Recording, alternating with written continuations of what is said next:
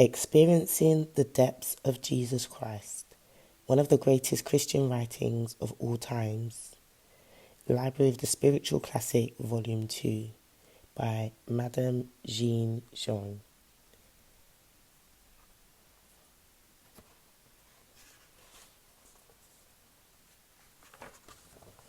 The Preface, written by the latter part of the 17th century. This little book, conceived in great simplicity, was not written to be published.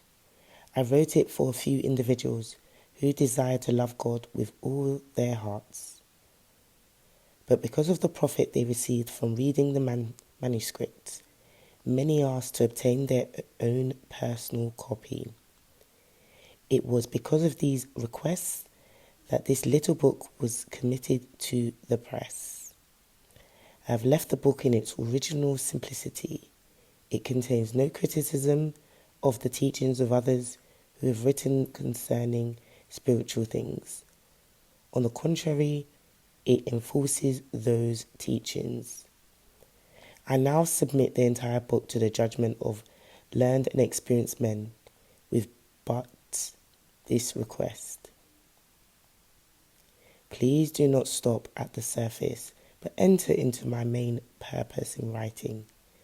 That purpose is to induce the whole world to love God and to serve Him in a way that is easier and simpler than any could imagine.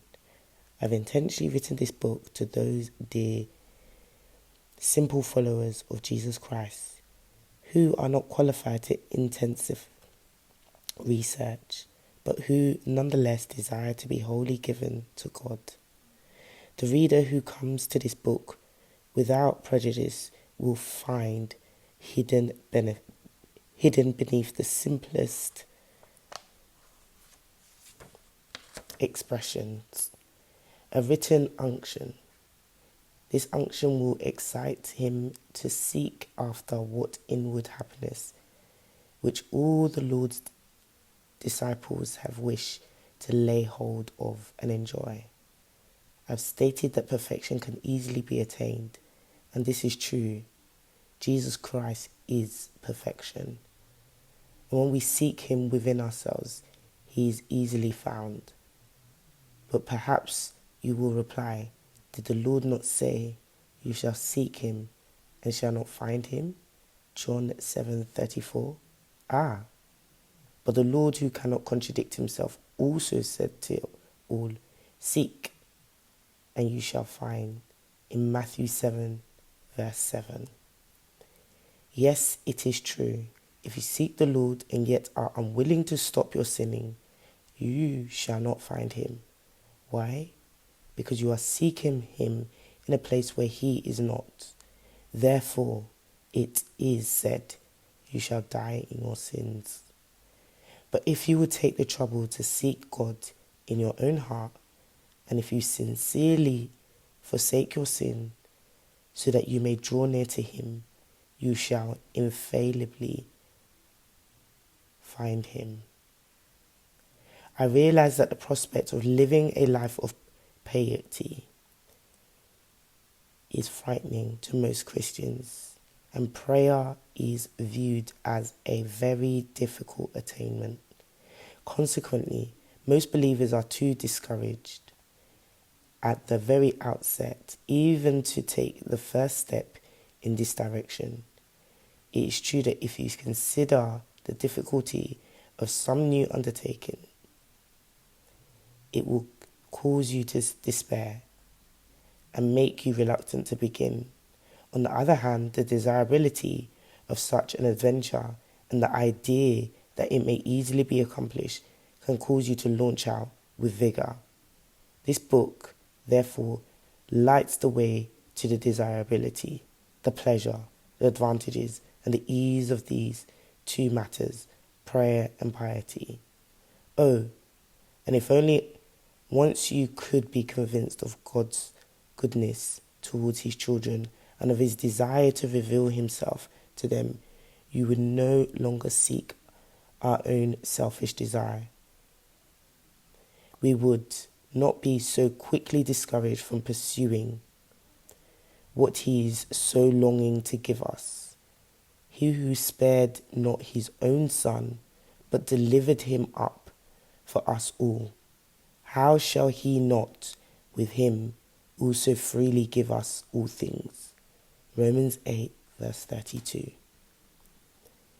We only need a little courage and perseverance. Actually, we have enough of both in our earthly affairs, but none at all in the only thing that really matters. Luke 10 verse 42. Some of you may doubt that God can actually be found so easily. If so, do not merely take my word for it. Instead, try yourselves what I'm proposing to you. For I'm sure that our own experience will convince you that the reality is far greater than what I have told you. Beloved reader, read this little book with a sincere and honest spirit. Read it with lowliness of mind, without the inclination to criticism. If you do, you will not fail to reap profit from it. I've written this book with a desire that you might wholly give yourselves to God.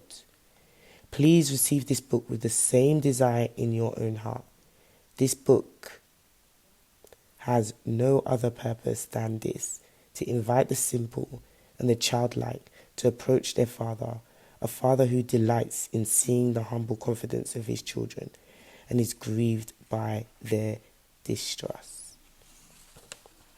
Therefore, with a sincere desire for your own salvation, seek nothing from this book except the love of God.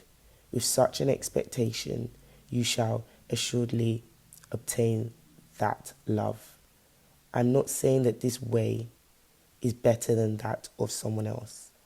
I'm only honestly declaring from my own experience that of others. The joy found in following the Lord in this way. There are many other subjects we could touch upon, things of great spiritual significance, but because you do not immediately relate to our main subject,